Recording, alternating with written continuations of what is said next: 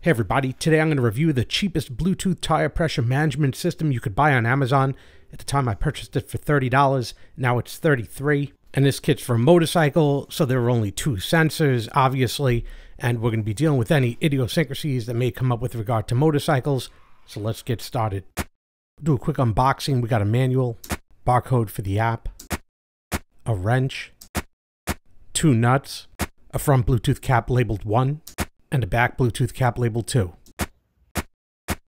I bought this because one of my tires does not have a valve that bends at 90 degrees. We're going to find out if it helps. This is not part of the project, but I got the wrong tire, so it is what it is. I'm trying this on both the Android and iPhone platform. Android first. This is an older Android phone. It doesn't seem to be reading this barcode, so I'm going to have to type it in manually. And that's no reflection on the product. This is just the phone. It's an older phone I use for testing. No problem at all. That's not the app. That's the app. There we go. 2.4 stars, 164 reviews, 5,000 downloads. Yeah, it's not looking good from the review point of view from Android. But it's installed now. We'll open it up and we'll have a look at it. Wants access to Bluetooth, which is expected, obviously, and it wants access to my device's location. I'm going to hit allow for the test. I wouldn't know why it would want that. At least it's not making me create a stupid account and ask me to log in like other apps. The first half of the instruction manual is in Mandarin or Cantonese or whatever, and the second half is in English. And I'll do a quick freeze frame here for the specs in terrible English. It says battery life is 3 to 5 years. This product hasn't been around 3 to 5 years. You can be sure that's not the case. Refresh rate is less than 5 seconds. I guess that's fine for tire pressure. You don't need live update. And here's some quick instructions for installation. The QR code didn't work with this phone, so we installed it the old-fashioned way. And having not yet paired the devices, we're left with exactly what you'd expect. Now we're up to the step where we're actually going to install these devices onto the bike with these apparently unnecessary security nuts, but I'm going to follow it anyway. Keeping in mind, of course, the front one is labeled as 1, and the back one's labeled as 2. So I'm going to pop this on right here, and you can see how I have the wrong valve for this setup. Having the dual calipers makes it very difficult to get to that valve. And you can see the struggle right here. You can imagine how fun it is filling it up with air.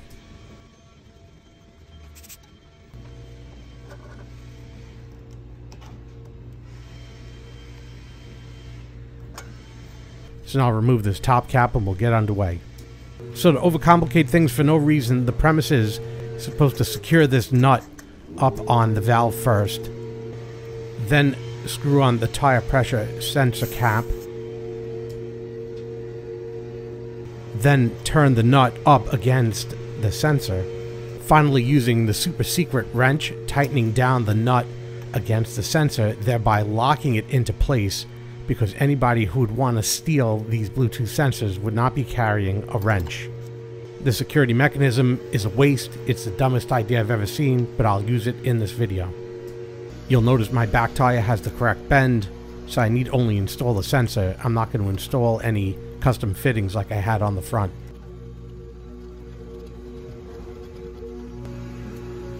So here I have number 2. I'm just going to screw it on now. And then run up that nut in the back. But I couldn't fit the locking wrench between the spokes, so I had to go and bend the wrench to be able to use it. Look at that. It's garbage. But that whole locking system's irrelevant. We're going to move past it by pairing the devices. They got something called the one key sweep code that came on a piece of paper. Got some Knight Rider special effects going on here. So I'm going to put that code in front, and it grabs it and automatically determines the front and rear. No button that says successful, continue, congratulations, you won the lottery, nothing. So what do I do? What do I press? No idea. What do we got? Eventually I just hit the back button. It's the only button that's there. The pressure in the front tire was too low. The pressure in the front tire was too low. The pressure in the front tire was too low. Do you hear this? Do you hear this alarm? What's going on here? Clearly there's an alarm because the pressure on the front tire is too low. I didn't even see the rear tire, right? I hit the home screen. I wasn't directed to do so. I'm hearing it over and over. I have no idea why it stopped, but now I'm going to check individually on the rear one because I don't know that it took a while for the rear one to update because this didn't provide any feedback. But apparently as I go back, the rear one just appears just like that. It just took a while for it to set up or whatever, what have you, but didn't supply any information. What we do see is that the temperatures are the same on the front and the rear, so it's a pretty good sign that communication is good. The pressures of both tires are lowered. I removed air from both tires before making this video for obvious reasons. Check the system set menu, and we see handover in Chinese and English, shock alarm, temperature in Celsius or Fahrenheit, what the pressure's in, and now we get into some trouble here. The software's been crap up until now, but pretty forgivable. But this right here, this may be a bridge too far. We have upper and lower limits, as you see right here, for temperature and pressure, but we only have it for both tires at the same time, not individually for the front and back tires. Most people know what motorcycles, I don't even know what this electrical warning limit is, whatever. But for motorcycles, the front and rear tires have different pressures. So how do you set that up? You can't even use this. This is not good. My front tire pressure is 32 and my rear tire pressure is 36. How would I set those parameters on this device? With the software, this is not possible. I did find the temperature sensors to be accurate, within half a degree. But it gets worse. I'm standing at the corner of my block right now. We could see that I've turned on the app and it's running.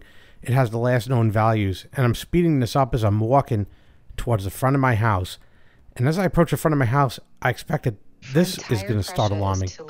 But it's actually the iPhone I'm recording from is alarming. We could see that they got a different voice actor for the iPhone than they had for the Android phone. You can hear how repetitious it is. It actually sounds off over the previous warning, the previous alarm. It's absolutely terrible. So low quality. Tire pressure is too low. Tire pressure is too low. Now both voices with both accents are alarming over and over again. And it gets even worse because this is what happens. If the alarm's going off and you walk away from the range of the motorcycle, you would think being out of range the alarms would silence. But they don't. They will stay on forever until you either hit the mute button in the configurations or shut down the apps on every phone you have this app on. Because you could see I am leaving Bluetooth range and the alarms are still running. I ended up removing this 9D bend because it becomes dangerously close to this caliper. It's a safety issue. It's simply not worth it. If you try and remove the sensor with the nut in place, all it does is unlock the top cap where you would normally unlock it to remove the battery. So I just wanted to try that. I'm going to have to lock it down to put it back on now. So this is what I'm going with. I'm going to air up the tires to the correct pressure, 32 and 36. I'm going to use a known good gauge to make sure and validate the correct pressure. And I'm going to be taking a couple 100-mile trip. And while once you remove the security nuts, the hardware itself seems to work fine, there's two major problems with the software. One is the alarm does not shut off even when you leave the proximity of the bike. And two, they do not have separate measurements for the tires. And that right there makes this product simply not viable for a motorcycle until they upgrade the software. So this is fixable, but I can't say that as it stands right now, I would recommend this product. Just so much problems found in this software shows that it was rushed to market by people who just don't understand motorcycles. And that concludes this video on my review of the cheapest Bluetooth TPMS on Amazon. I hope you found this video enjoyable, entertaining, and informative. Do me a favor, hit that like button down below, helps me out a lot when you do. And hit that subscribe button for more videos like this when they come out. If a similar video comes out, a link will be posted in the top right. Again, I hope you enjoyed this video. Thanks for watching. Thanks for watching. Would you like to reply?